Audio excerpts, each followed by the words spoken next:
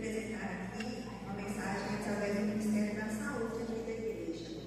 E o nosso ministério, por incrível que pareça, é composto por mulheres. Então, eu vou apresentar o nosso ministério, que não é o da mulher, mas é da saúde, composto por mulheres. Tem a Narayane Santos, que ela é enfermeira. Tem a Elisa Mara, que ela é embaixadora de saúde coletiva. Tem a Elisa Ribeiro, que ela é nutricionista. A Rosiane Avelino, que ela é técnica de enfermagem. E eu, Erika Abreu, que também sou enfermeira. E hoje nós vamos falar de saúde. E saúde, ela é uma coisa muito importante aqui na nossa igreja, na igreja adventista, porque os adventistas eles são vistos pela sua forma habitual de alimentação e de saúde física, mental e espiritual. Então eu vou falar um pouquinho sobre saúde integral, corpo, mente e espírito. E para iniciar eu queria fazer uma pergunta bem simples para cada um de vocês e a mim também, que se Deus desse para nós um presente específico que fosse muito, muito precioso mesmo, como é que cada um de nós cuidaríamos desse presente? Eu tenho certeza que com muita responsabilidade e cuidado, não é mesmo? Então, nós já temos esse presente. Deus já nos deu a nossa vida. E a nossa vida, ela é composta de um conjunto completo de corpo, mente e espírito. E no livro de 1 Coríntios, capítulo 6, verso 19, eu convido vocês a abrirem a Bíblia.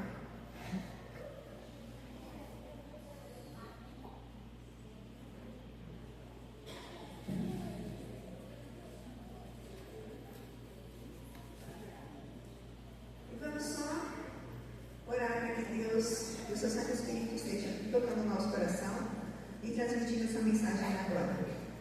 Pai de amor, de bondade, misericórdia, Senhor, nós continuamos na sua presença e pedimos que continue conosco, que o seu Santo Espírito fale através de mim e que o seu Santo Espírito seja a recepção em cada coração, Senhor. E que principalmente nós possamos colocar em prática a tua palavra através do seu amor. Em nome de Jesus. Amém. Então vamos ler 1 Coríntios 6, 19. Acaso não sabeis que o vosso corpo é o santuário do Espírito Santo, que está vivo em vós, o qual tendes da parte de Deus, e que não sois de vós mesmos, porque fostes comprados por preço? Agora, pois, glorificai a Deus no vosso corpo. Aqui fala que o nosso corpo é o templo do Espírito Santo. Como vocês imaginam que deve ser a manutenção de um templo? Um templo, ele tem que estar limpo, ele tem que estar organizado e ele tem que estar estruturado. É bom nós lembrarmos que um templo é um lugar sagrado, um templo é um lugar de respeito e cuidado, e principalmente um templo é um lugar onde acomoda a presença de Deus. Então, cuidar da nossa saúde não é apenas uma questão de bem-estar físico, é uma questão também de adoração a Deus. Manter a nossa saúde é uma questão de honra a Deus. E Deus deseja que nós tenhamos saúde e equilíbrio, tanto na parte física, mental e espiritual. Vamos falar um pouquinho da nossa parte física, que é o corpo.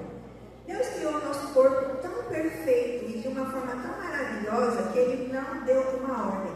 Deus usou as suas próprias mãos, as suas próprias habilidades para que o nosso corpo fosse criado de maneira perfeitamente organizada e interligada. E a Bíblia diz no livro de Provérbios, capítulo 3, versos 7 e 9.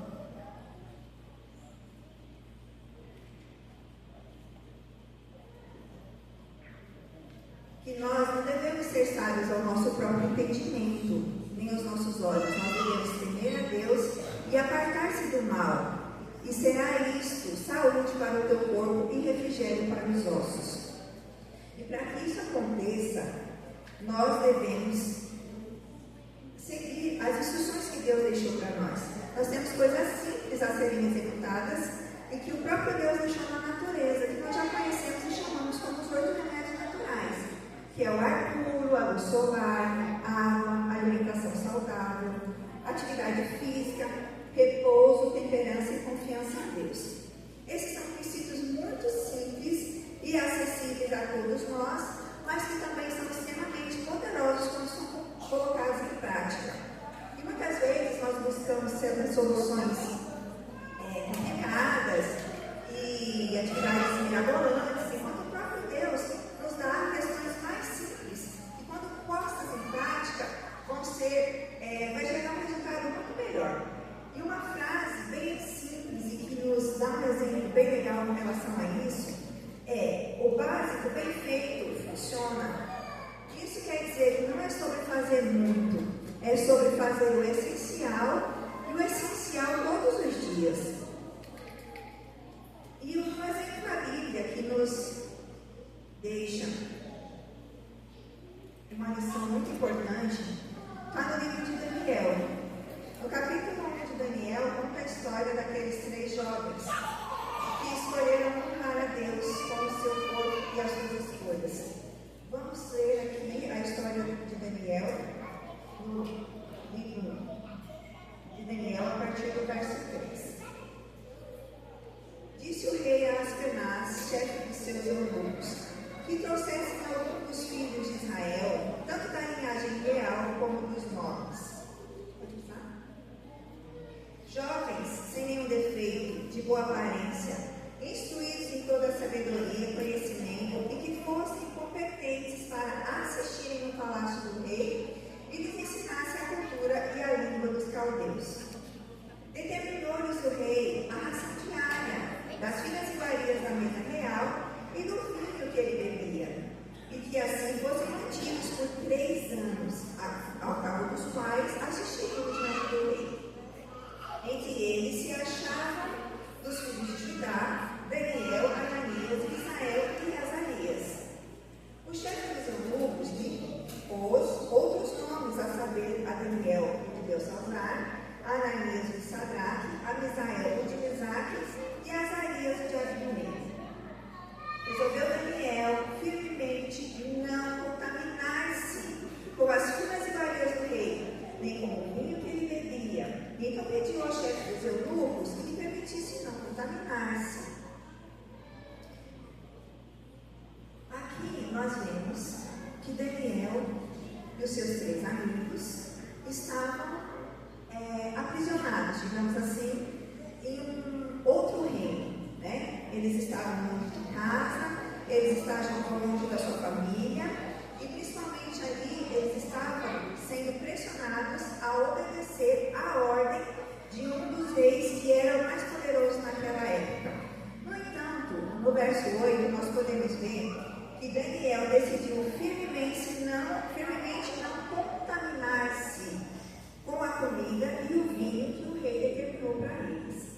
Aqui, Daniel, ele apresenta uma questão muito especial. A questão da alimentação, naquele momento, não era apenas uma escolha física, era uma questão de princípio espiritual. E ele entendia que tudo aquilo que estava fora do que Deus havia estabelecido para que ele se alimentasse seria então uma questão de contaminação. E isso não atingiria somente a sua parte física, mas também a sua parte espiritual. E quando nós nos afastamos do princípio de Deus, o que ele deixou para nós cuidarmos do nosso corpo, e isso também pode ser considerado uma contaminação. Veja que interessante, antes de qualquer coisa, Daniel pensou que ele deveria tomar uma decisão de manter-se afastado das coisas que eram consideradas normais naquela época, né? Que era a alimentação do rei. E ele escolheu, juntamente com seus 3 amigos, alimentar-se somente de legumes e água durante apenas 10 dias. Talvez, para aquilo, naquela época, parecesse uma coisa muito estranha, ou talvez até loucura, desobedecer a ordem de um rei. Mas a Bíblia diz que eles estavam muito mais saudáveis e mais fortes e com melhor aparência do que todos os outros jovens no final da história. Que nós podemos ler aqui a partir do verso 12. Daniel diz assim: experimenta, peço-te, os teus servos,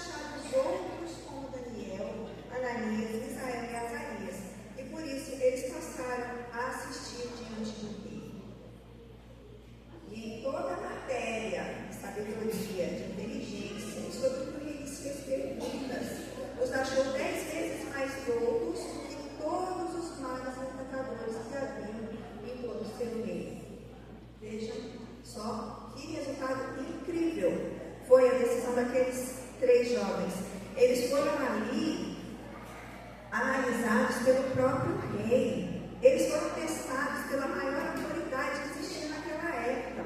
E não somente eles se deram bem, como eles se acharam 10 vezes mais sábios, mais inteligentes e mais saudáveis do que qualquer outro que havia decidido se alimentar do que o rei havia decidido. Então, vocês percebem o que aconteceu aqui?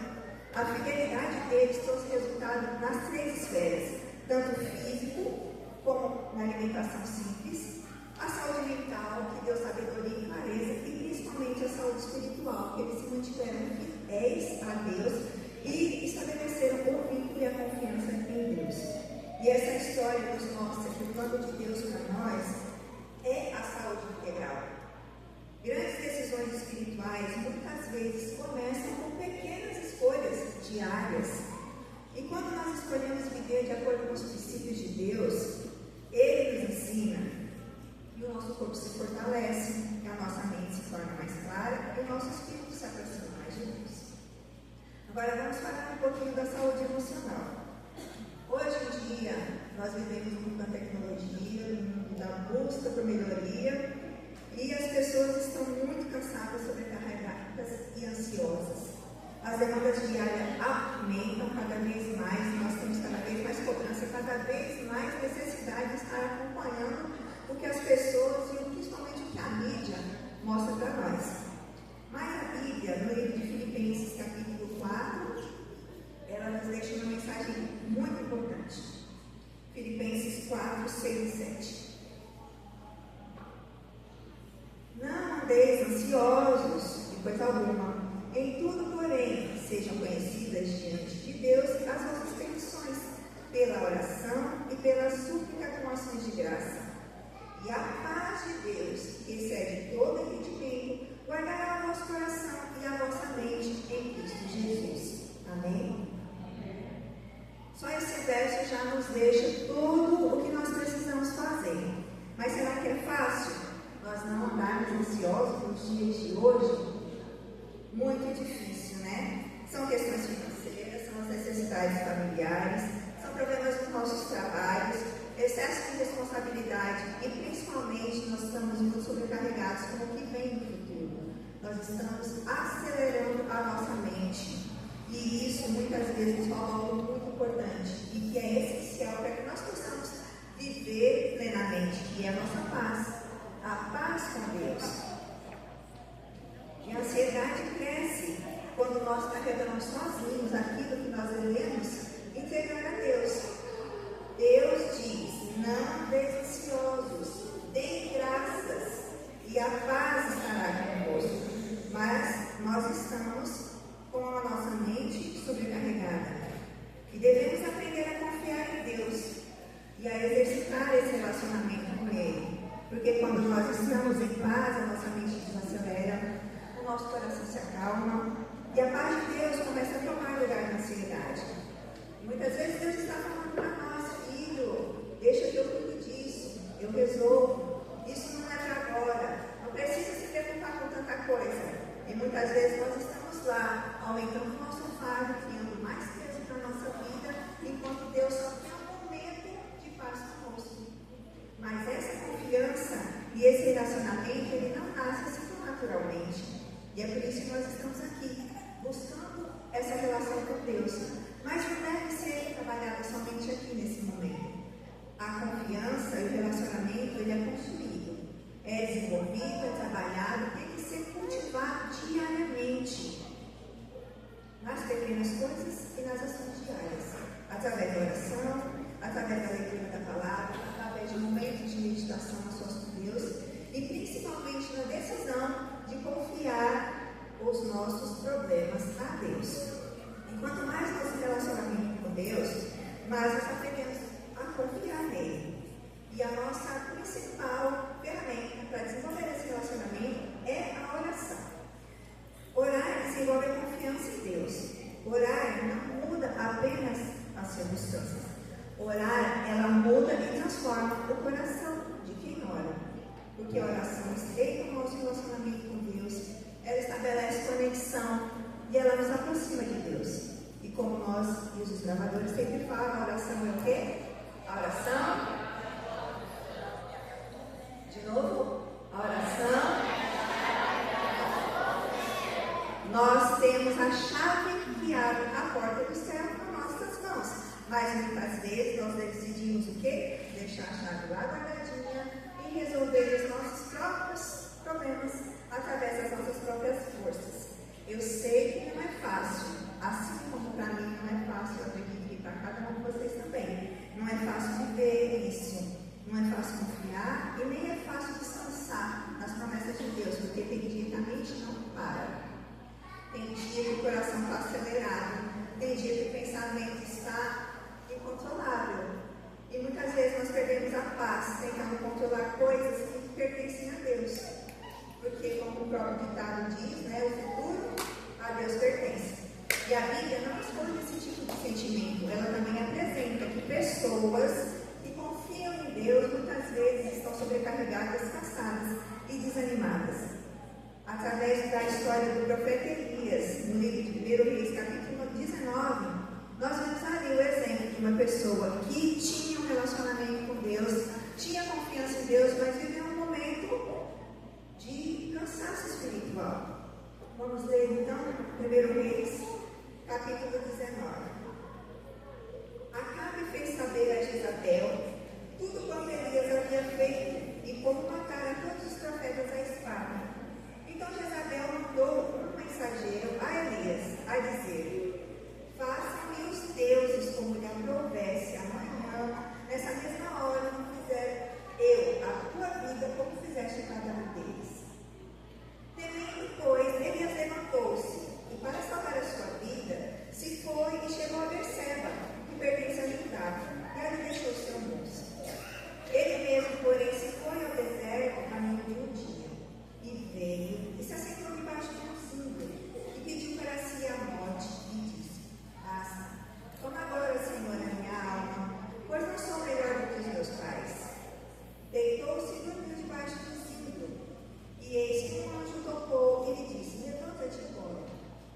Olhou ele e viu, junto à cabeceira, cozido sobre as pedras em brasa, e uma botija de água. Comeu, bebeu, tomou e dormiu. Voltou segunda vez o anjo do Senhor, tocou-lhe e lhe disse: levanta-te e come, porque o caminho lhe será sobre a mão do homem. Levantou-se, pois, comeu e bebeu, e com a força daquela comida caminhou 40 dias e 40 noites até Horebe, o monte de Deus. Ali ele entrou numa caverna, onde passou a noite, e eis que veio a palavra do Senhor e lhe disse: que fazes aqui, Elias? E ele respondeu: tenho sido zeloso pelo Senhor, Deus dos exércitos, porque os filhos de Israel deixaram a tua aliança, derribaram os seus altares e mataram os seus profetas à espada. E eu fiquei só, e procurou tirar a vida. Disse-lhe, pois, Deus: sai, ponte-te neste monte perante o Senhor. Eis que passava o Senhor em um grande e forte vento, fendia os montes, e despedaçava as penhas diante do Senhor. Porém o Senhor não estava no vento. Depois do vento, um terremoto, mas o Senhor não estava no terremoto. E depois do terremoto, o fogo, mas o Senhor também não estava no fogo. E depois do fogo, o silêncio tranquilo e suave. E ouvindo Elias, envolveu o rosto no seu manto, saindo, pôs-se à entrada da caverna, e eis que veio uma voz que lhe disse: que fazes aqui, Elias? Percebem? Elias também se sentiu muito cansado. Mas é bom nós lembrarmos que antes desse cansaço, o que aconteceu? Uma das maiores batalhas e vitórias espirituais aconteceram lá no Monte Carmelo. Deus mostrou quem era o Deus verdadeiro através de fogo do céu e aceitação do sacrifício.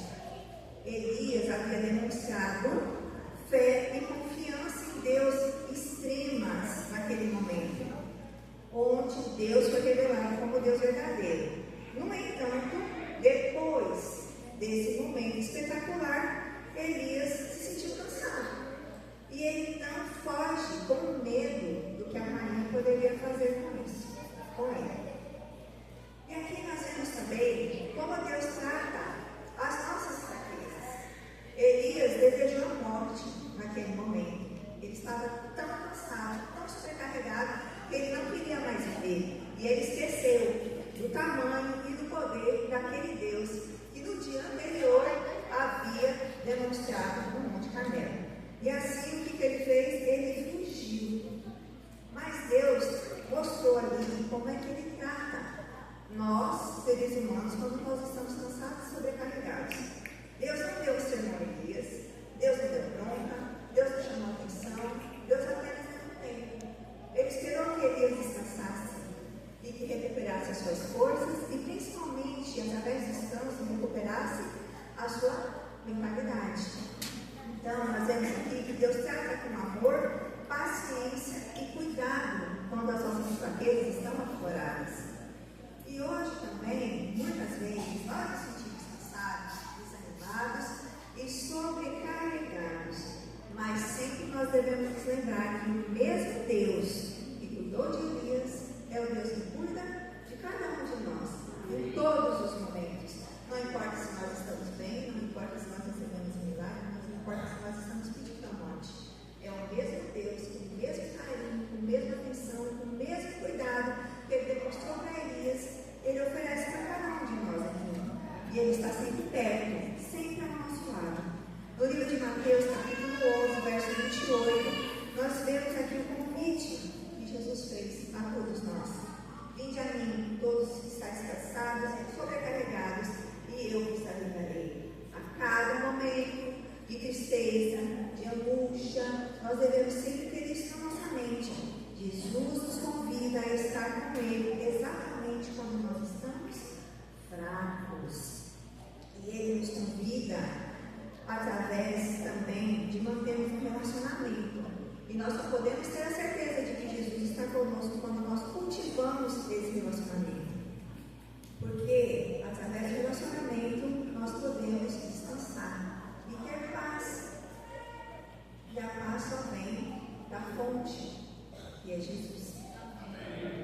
Agora nós vamos falar um pouquinho da saúde espiritual. A saúde espiritual, a nossa mente, é o que sustenta tudo. Quando a nossa vida espiritual está forte, nós enfrentamos os desafios da vida com muito mais equilíbrio. Eu vou falar aqui algumas citações da Senhora White em alguns livros que ela fez. No livro Mente, Caráter e Personalidade, volume 2, ela diz assim: a mente rege todo o homem. Todas as nossas ações, quer sejam boas ou más, originam-se na mente. É a mente que adora a Deus e nos põe em contato com os seres celestiais. Todos os órgãos físicos são servos da mente. Nós vemos nessa citação que ela nos lembra que todas as nossas ações começam na mente e que ela é o ponto de conexão com Deus, e o nosso corpo e os nossos hábitos físicos respondem ao que a mente direciona. Outra citação no livro Fundamentos da Educação Cristã, página 426. A operação harmoniosa de todas as partes, cérebro, ossos e músculos, é necessária para que o completo e salutar desenvolvimento de todo o organismo. Ou seja, Deus projetou o homem para ter saúde de forma integral. Corpo, mente e espírito precisam trabalhar em harmonia. E a última citação aqui no livro de Ciência, A Ciência do Bom Viver, ela faz menção no Evangelho de Mateus, capítulo 8, e ela fala assim: tomou sobre si todas as nossas enfermidades e levou as nossas doenças, a fim de poder ajustar todas as necessidades humanas. Veio para remover o fardo de doenças, misérias e pecados. É a sua missão restará inteiramente os homens e lhe trazer saúde, paz e perfeição de caráter. Percebem aqui? Jesus, ele sempre trabalhou pela saúde integral. A verdadeira saúde não depende apenas de hábitos, de remédios. Ela depende de estar com Cristo e de Ele estar conosco nas nossas fraquezas. E olhando para a vida de Jesus, nós percebemos isso também. Jesus, ele sempre prezava pela saúde espiritual das pessoas. E ele não se preocupava apenas com o corpo, com a parte física. Ele se preocupava em restaurar o ser humano por completo. Isso é a saúde do corpo, do espírito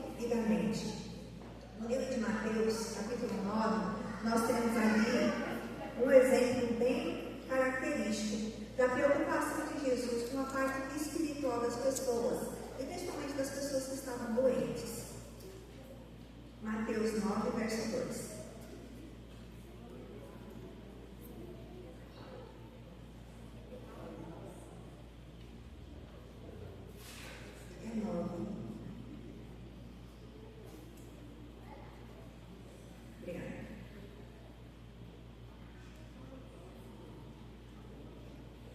E eis que lhes trouxeram um paralítico deitado no leito.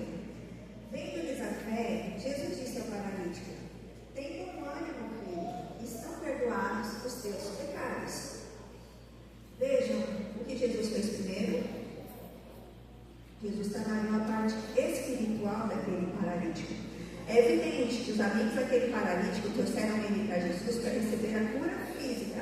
Todas as pessoas que viam a necessidade daquele paralítico era de andar.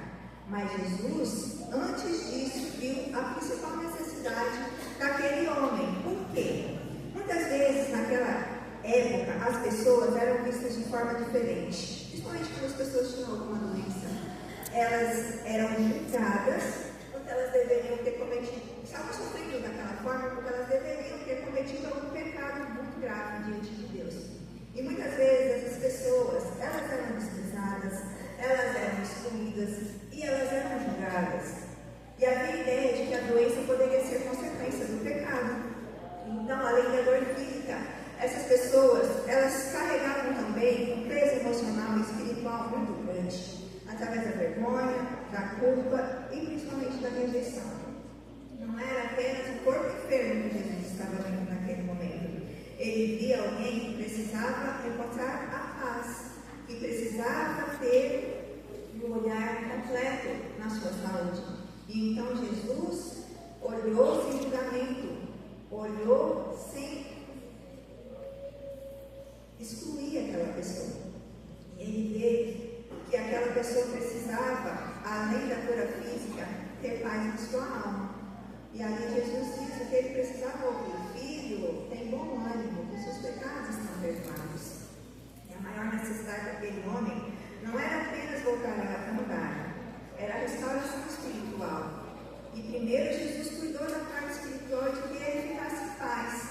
E depois ele disse: levanta-te, toma a tua cama e vai para a tua casa. E Jesus sabia que a verdadeira paz começa no coração. E por isso ele deixou aquele homem em paz. Talvez não adiantaria aquele homem sair andando e continuar com o peso da culpa. Talvez ele saísse dali se perguntando: será que os meus pecados foram perdoados? Mas Jesus se preocupou com a saúde integral daquela pessoa. Ele curou a sua mente, ele trouxe paz e deu restauração física também. Talvez aqui hoje nós também estamos cansados e sobrecarregados, carregando culpas e pensamentos acelerados na nossa mente. E o mesmo Jesus que falou: tem bom ânimo para aquele paralítico, ele fala para nós hoje também: tem bom ânimo, fique em paz, porque ele veio não somente para restaurar o corpo, mas para transformar as vidas. Jesus hoje pensa e te oferece que a maior cura é estar em paz com Deus. Jesus quer que todos nós encontremos a paz, porque quando nós estamos em paz, nosso coração se acelera, a nossa mente fica mais tranquila e nós tomamos decisões mais acertadas. Mas Jesus também sabe que hoje nós estamos muito preocupados com as nossas necessidades físicas. E Ele não disse que isso não é importante. Comida, roupa, dinheiro, trabalho, filhos, educação, seja mais o que for, está nos preocupando. Ele sabe de tudo isso. E por isso, lá no livro de Mateus, capítulo 6, verso 33, ele nos deixa a recomendação principal: buscai, pois, em primeiro lugar o seu reino e a sua justiça, e todas as coisas vos serão acrescentadas. Jesus não disse que a comida não é importante, que o vestido não é importante, que o nosso trabalho não é importante, mas ele diz o que é mais importante na nossa vida: buscar a Deus em primeiro lugar, e tudo, sabe o que é tudo? Tudo vos será acrescentado. E assim nós devemos seguir o exemplo de Jesus para mantermos a nossa paz. Buscar a Deus em primeiro lugar. A saúde espiritual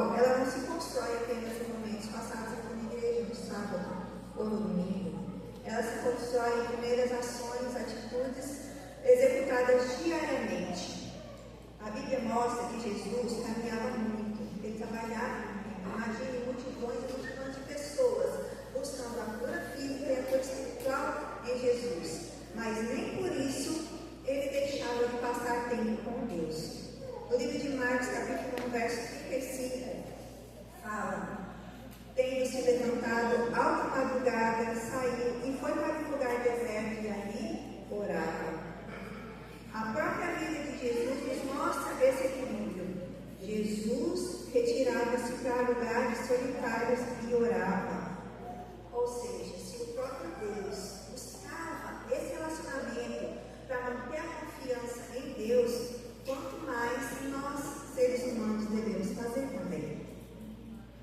E isso nos ensina algo muito importante, que é cuidar da nossa vida espiritual. No tempo que nós dedicamos para estabelecer essa confiança em Deus, porque a confiança, ela não se cria sozinha, né? Vamos dar um exemplo que é igual uma plantinha, ela tem que ser regada, ela tem que ser confiada, ela vai crescendo a partir do momento que existe uma dedicação. Deus está sempre pronto a nos receber, mas será que nós estamos dispostos a nos empenhar e valorizar esse relacionamento com Deus? E esse mesmo convite Jesus nos faz hoje. Buscar em primeiro lugar o reino de Deus. E quando nós colocamos Deus em primeiro lugar na nossa vida, certamente nós vamos encontrar a paz.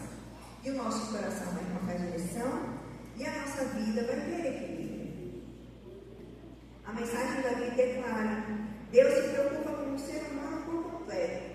Corpo, mente e espírito caminham juntos. Tudo está conectado. E cuidar do nosso corpo ajuda a nossa mente.